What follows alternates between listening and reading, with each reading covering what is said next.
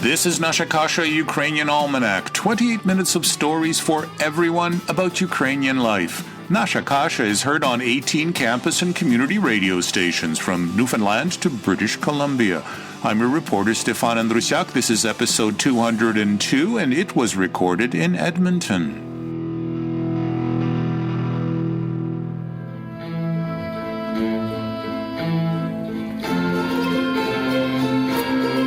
You're listening to the Winnipeg Mandolin Orchestra, among the earliest ensembles featuring mandolins in Canada, formed in the early 1920s. This selection is from a concert recorded May 9, 2015 at Winnipeg's Ukrainian Labor Temple. It's available on YouTube. Mandolins, invented in Italy, were popular in the early 20th century Ukraine, but they never reached folk instrument status there. The mandolin in Ukraine would have had to compete with native instruments, such as the kobza or the bandura. Meanwhile, in Canada, the year was 1926. 17 girls and their mandolin ensemble from Winnipeg, with conductor Philip Uhrenyuk and their chaperones, they embarked on a 33 community concert tour of Western Canada. Their playing captivated sold-out audiences. Those audiences included educators, and those educators in turn began to introduce mandolins into Alberta's school curricula. For much of this report, I reference the book Mandolin Mosaic by Marilyn Scott. It's a history of the mandolin within the Canadian-Ukrainian community, which includes 80 pages of traditional lyrics and songs. That book also tells the story of the St. Nicholas Mandolin Ensemble. In early March of 2020, I traveled to Edmonton, and I recorded this story because before you can hear the music, you need to learn to play the instrument. It is 5:30 on a Wednesday night in March. The St. Nicholas Ukrainian Catholic Church sits on Austin O'Brien Road in Edmonton, and its hall resonates with about a dozen beginners and their teacher. Yvonne Sherbin is here, holding the mandolin her father left her, the one she's now decided to master. You're here at mandolin lessons. I sure am. I just started playing the mandolin in January. I have a mandolin. I've had it for many, many years. It was my father's. He died in 1962. My mother looked after it for a number of years before I obtained it. I've had it over 30 years. And 30 years ago, I tried to learn how to play, but I was a piano player and I couldn't wrap my brain around switching from a keyboard to strings. Good. 1, 2, 3, 4. I'm trying it again, and it's fine. It's falling into place.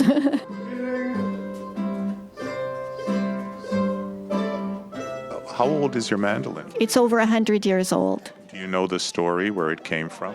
No, I just know that my father obtained it from somebody somewhere and that he learned how to play, basically was self-taught. He was a diak with the Ukrainian Orthodox Church. It's a cantor. That's right, and he used to practice the church music on the mandolin.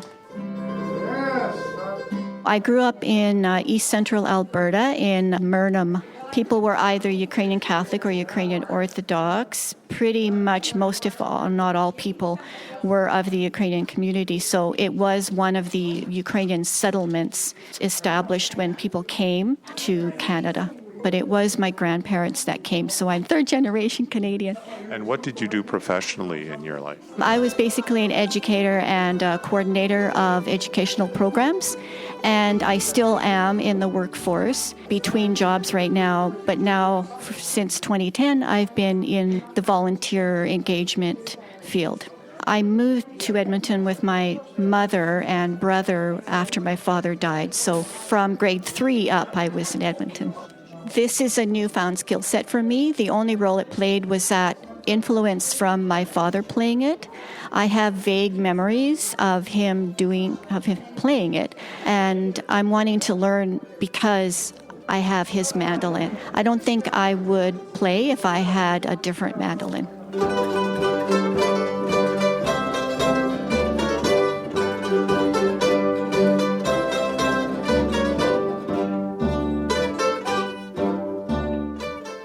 Alice Mucha is a mandolin veteran. She just may be the longest-serving member of this ensemble. Which year was this in that you started? 1979, September. Father Giaggio started this ensemble. He announced it in church that there's going to be a mandolin classes. I didn't know who was going to be instructing, so I phoned his residence, and Dobrodicha told me that Father's going to be teaching. And I said, immediately I came here, but I didn't even have a mandolin at that time. I just came to see what was going on. And that's where he drew 5 lines on the board and another 4 lines below it. And he was showing us which note goes where on each string. And that's how I started. I've been playing ever since. I had to learn to read notes. I've enjoyed every moment of it. Did you get any better? Oh, I sure hope so. I think so. So would you be a virtuoso at this stage? Well, I could wing it if I had to.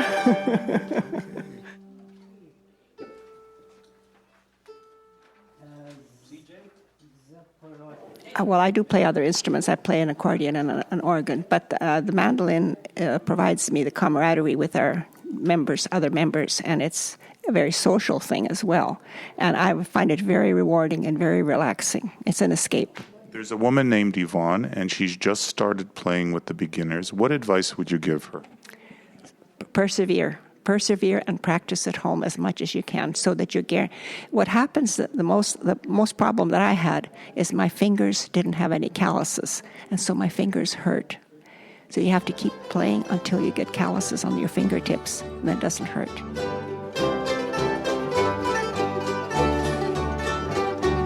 We enjoy very much to play for seniors that are shut-ins, to give them a lift or to give them some entertainment. When we lost our beloved Father Giaggio, who started our group, we were in limbo for a while until we got Larry, and Larry's been the greatest thing since sliced bread because he's made it fun, and we play a little faster now, and he's brought in new music, and it's just been wonderful. You know what they tell me follows limbo. Yeah, I know. One place or the other, right?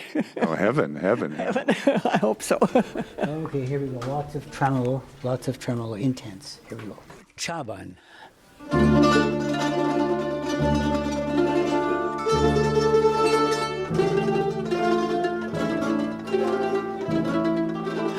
I am Lawrence Pashek from Edmonton, Alberta, Canada. I'm Marianne Pashek from Edmonton, and I'm the bass player in the St. Nicholas Mandolin Ensemble. My childhood was in Innisfree, Alberta, which is about 25 miles east of Vegreville. My grandparents came to Canada from the Ukraine and from the Trotkiu area of Ukraine. It's not too far from Lviv, and settled north of Innisfree, and that was in approximately 1901. And your family, your forebears? Well, both sets of my grandparents came from Ukraine. I don't know what region they came from, and it was probably in the teens, in the 19-teens era. My mother's parents came to the New Caillou area, which is near Vickerville, Alberta, and they were one of the first farmers there, so they got that $10 bonus. They bought the land, and they had to clear it on their own, and they raised a family of 8 children, and I am from Edmonton. I was born in Vegreville, but I basically took all my schooling and have lived in Edmonton. My dad was born in Ukraine, and he was 1 year old when they arrived. Mother was born in Canada in 1906. How did you meet? We met at university. We both belonged to the Obnova Club, which was a Ukrainian Catholic student organization on campus, and we met caroling. How did you become a conductor at that young age? Well, I was inspired by the lack of direction in our home church in Innisfree. And so I said to my mother and father, I said, what I'd like to do is I would like to start a choir of my own while I was in high school. And so because mother and dad knew most of the people that lived in and around Innisfree area, And so this one day we just took a drive around and visited with these people and invited them to join a choir, the makeup choir that I would one day conduct, which I did. And at that time, I was sort of working on my grade 10 violin. So they thought, well, maybe he knows something about music. And they accepted me, and they were the most faithful people that I've ever encountered. At that time, I was 17. And you found your way to Edmonton to attend university, U of A? Yes, and it was just after that. I was only there for another year and a half longer, and then it was back to the University of Alberta. Yes, I moved on, and it was in the second year of our lovely marriage that I was invited to conduct the choir here in Edmonton at St. Joseph's Cathedral. And it was a wonderful experience. It was indeed a challenge, and a lot of uphill growth for me. Marvelous, marvelous singers. It sounds like he became a music teacher. Yes, we both were music teachers, first in the choral. Oh, you were too. I knew you were an educator. The Edmonton Catholic Schools decided to start a string program, and our supervisor, Father Leo Green, approached me to ask if I would start this group in a grade 4 class. It was completely new to me. I knew nothing about it, but he said, well, you play the violin. He said, let's start it. So I started it, and then a year or so later, Larry got into the string program, and we were both teaching strings. And we were able to combine all our groups, sometimes have 100 students at once playing. Okay, so this ensemble business that you've got going here, this isn't anything new. You're well practiced at it. Yeah, there's many years of teaching. The thing is that really nobody knew how to teach strings in a group setting. Why is teaching strings in an ensemble setting so difficult? Well, because of the fingering on the strings. On a piano, when you press an A, it's an A. When you want to find a C on a violin or any string instrument, you have to find the right place on the fingerboard, and it's very difficult. On a mandolin, however, they have the frets marked, but not on violin, viola, cello, bass, is what we taught in a class situation, all 4 instruments at one time. I taught 36 years with the Edmonton Catholic system. I was just about 32. Mainly in the elementary and primary grades I was in, and the strings were an extra. They wouldn't let us be the teacher of music. We had to have a homeroom classroom. Did you have to develop your own curriculum? More or less. We used some of the books that were already out on the market. Well, we used the George Bornoff method, and he had a library of books, and he had a lot of success in teaching his own program. In fact, most of the players in the symphony in Halifax were trained under his system. And eventually, even in Philadelphia, there were a number of his students that played with the symphony orchestra. So the program did work, but the unfortunate part, as Marianne was pointing out, the trustees felt that it was just too expensive. George Bornoff's program meant that we would have to be taken outside of the pupil-teacher ratio, which means we were just like an extra staff member in the school. So he would only allow a certain number of people in his ensembles. The way it was done, we had to teach the students in homogeneous groups. For example, you'd have all the cellos together, or all the violas, or the violins separately, and then only at a period of time where you'd put everybody together in an orchestra to teach in that sort of a setting. Did you and Larry perform outside of school together? You took violin as well. Yes, we did. We would combine schools. As a matter of fact, there were about 4 schools at the time, and we combined all of them for like a spring concert. And all of us would teach the same songs, and we'd bring all the students together. I meant you, Marianne, and Lawrence Pschick. We did in the singing. We would sing for weddings. We would sing at senior citizens' homes. We did a lot of folk singing. Larry had a folk singing group for over 25 years. Why didn't you play the violin together? Because I'm not a professional violin. I took lessons for many years, but I'm not a professional violinist. You could have taught her using the Bornoff method. Yes, I suppose I could have, but it's like trying to teach your sibling how to drive a car. And I think you could run into some problems or some discussions that maybe better be left alone. Baby, you can drive my car. Yes, I'm gonna be a star. Baby, you can drive my car. And baby, I love you. Beep, beep, beep, beep, yeah. Beep, beep, beep, beep, yeah. Beep, beep, beep, beep, yeah. Beep, beep, beep, beep, yeah. Beep, beep, beep, beep, yeah. You're listening to a Beatles cover by Mona and Lisa Wagner, the Mona Lisa Twins. You can find them on YouTube and anywhere you buy your music. Father Diageo was the originator of the mandolin ensemble here at St. Nicholas Church. And I believe that his first group numbered a total of 4 people when he first began. And with his persistence in a period of years, about 10 years roughly, it grew to about 12 people. At one point he said, you know, what we need is somebody to play the bass, like a bass guitar, he said, or a guitar. And I said, you know, Father Diageo, I said, a guitar would be okay, but that really isn't going to offer you much bass.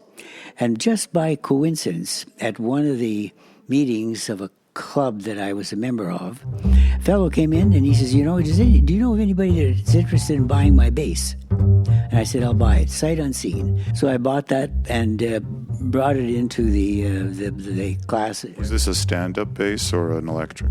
Yes, it was an acoustic stand-up bass. And so that's how I got started playing with the mandolin ensemble. But it was just a couple of years down the road, and Father Diageo had passed away. And so the group then asked if I would conduct the mandolin ensemble at that point. How old is the ensemble now? This is going to be our 40th year. I've been involved for just about 25 years. First of all, Father asked him if he'd take over the group. And he said, well, we won't have anybody to play bass. And Larry said, well, let's see if we can't get Marianne to try and play bass. He took over conducting, and I took over the bass, and I'm still using the old bass. Here tonight? Yes. All set? Kolmika? Nasha Kasha comes to you from CHRW 94.9 FM on the campus of Western University in London, Ontario, Canada. We're heard on CHMR 93.5 FM in St. John's, Newfoundland, on CKDU 88.1 FM in Halifax, on Local 107.3 FM in St. John, New Brunswick, on CJAS Radio 93.5 FM in Saint Augustine, Quebec, on CJLO 1690 AM in Montreal, on CFRC 101.9 FM in Kingston, on CFMU 93.3 FM in Hamilton, on CKMS 102.7 FM in Kitchener-Waterloo, on CJAM 99.1 FM in Windsor and Detroit, on CKLU 96.7 FM in Sudbury, on CILU 102.7 FM in Thunder Bay, on 101.5 UMFM in Winnipeg, on CJTR 91.3 FM in Regina, on CFMQ 98.1 FM in Hudson Bay, Saskatchewan, on CFBX 92.5 FM in Kamloops, on CIVL 101.7 FM in Abbotsford, and on CHLY 101.7 FM in Nanaimo, British Columbia. We have 2 sessions of 14 weeks per year. I have been teaching mandolin here, conducting the mandolin ensemble, but we have another person by the name of Reinhard Kroller, who I hired to do the teaching. Now, Reinhard had his training in East Germany before the wall came down, and his main instrument, I believe, is the piano, but he's very competent in mandolin, violin, guitar, ukulele, and what I think is a great and wonderful advantage is that he also plays his guitar as an accompaniment with the students.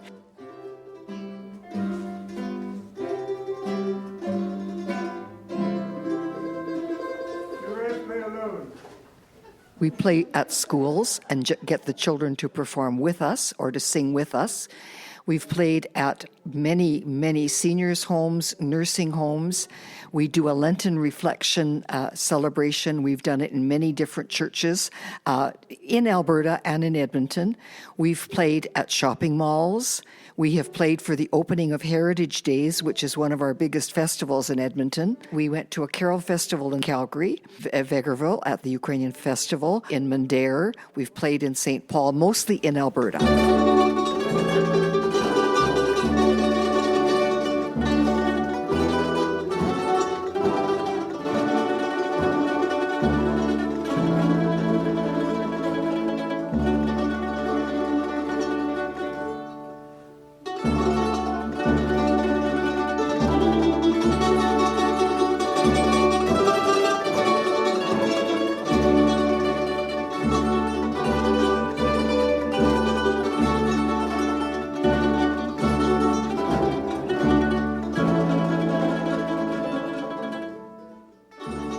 I find that most of these stringed instruments have a very interesting history. The mandolin probably came from Italy. The people in Europe picked it up as well, and many of the people that emigrated to Canada brought the mandolin along with them. It became a very popular instrument and a way of teaching music in schools.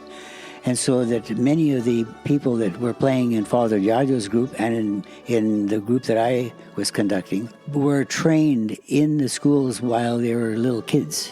It has a long history. Most of these stringed instruments emanated from the lute. The mandolin itself has 8 strings, and it's tuned like a violin, and it has the same kind of fingering. The only difference the major difference, of course, is that the mandolin has frets, the violin doesn't have frets.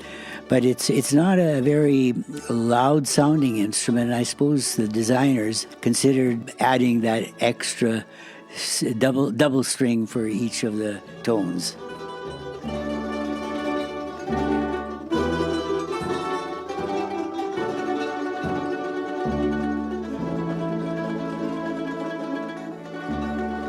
I was inspired by my uncle, Uncle Harry, who played the violin. And I started, that really caught my interest, and I began playing when I was 6 years old. And my first instrument was actually carved out of an old cigar box by my grandfather. You can well imagine it didn't play like a violin. And my ambition was to get a real violin. Well, when I was younger, in my young teens, I always wanted to sing Ukrainian folk songs. When they had these weddings at the national halls and everywhere, we were always allowed to come with our parents. And there was always a couple of uncles that led folk singing. And I always wanted to learn these songs. Well, at 14, we all went to Pigeon Lake to summer camp. And they gave us a songbook, a folk singing book, and that started it. Then shortly thereafter, I was asked to join the church choir at 14 because my mother couldn't go. She was too busy. And I loved it, absolutely loved it. And we just kept on from then. And every chance we had, we would sing folk songs. Everybody'd take out their guitars and accordions and play. And we did that with the folk singing group for 25 or 6 years. Once a month we'd sing. And the music has continued. And then I thought, when he took over the mandolin group, well, we can be together. It's something we can do at the same time. And so I took the bass, and I'm still here. That first time you met, he was supposed to be directing the choir. Instead, he was paying attention to you. No, it wasn't quite like that. We were all as a big group, and then we split into small groups. And my 2 friends, who I hung out with all these years, said, "You 2 are coming with us in the car." And they said, "Larry, you're coming with us." And that's how it started. The 4 of us, plus 2 others, went Christmas caroling. Very good friends, and they're still friends to this day. I had a crazy thought just the other day in regards to music and musicians.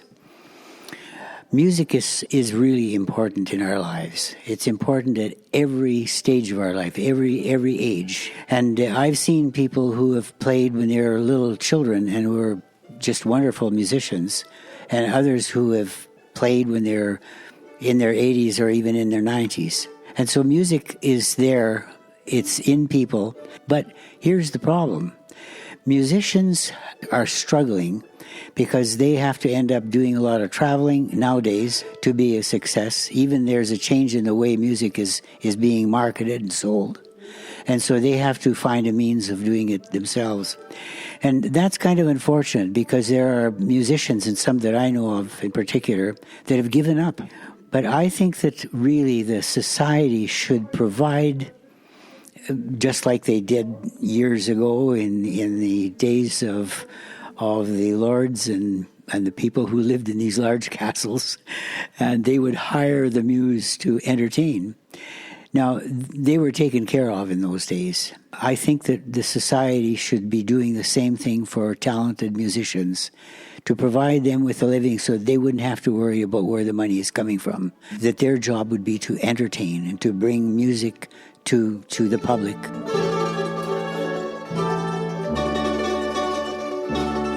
Maybe not in Alberta, but in other provinces, when school boards get into trouble, music and drama are the two classes that are first to go. It's the same here. Music is so important to be taught in schools. Many people are of the opinion that these kids should be taught privately, they should have private lessons, so on. But schools provide every child with an opportunity to be introduced into music. And you never know which of the children that would normally not be exposed to music might be a real star. And I have a case, I remember, this is only one situation, but there are many, where this person who was in my cello class, and, she would sit there with kind of an interesting kind of a posture, maybe that I would want to comment on. But I thought, she seems to be so engrossed with the music. She's playing in tune accurately. And I thought, well, she has some special talent. Well, ultimately, in the end, the program stopped. And maybe I shouldn't even mention this, but she asked me, what do I do with the cello? And I knew that all of the instruments were going to be sold at approximately 10 cents on the dollar. And I thought, well, I tell you what. I said, you know what? You keep that cello for as long as you need it and use it. And if you have any questions, you can always talk to me later. In the meantime, she continued with her lessons, ended up in Juilliard, ended up studying in Vienna, ended up studying in London. She's played with a number of orchestras as a soloist. She organized the St. Lawrence Quartet, and she's played in Canada, United States, in Europe, and her beginnings was right in school. Do you know her name? Do you remember her name? Yes, her name was Marina Hoover. Grammy nominee Marina Hoover, born in Edmonton, was the founding cellist for the St. Lawrence String Quartet. She would complete a master's degree at Yale, garner university teaching positions in music. She now resides in the Chicago area. I wish to gratefully acknowledge that partial funding for Nasha Kasha is provided by the Shevchenko Foundation and the Ukrainian Credit Union. I'm your reporter Stefan Andrusiak. Back in a week, God willing. До милої зустрічі за тиждень часу, дорогі слухачі.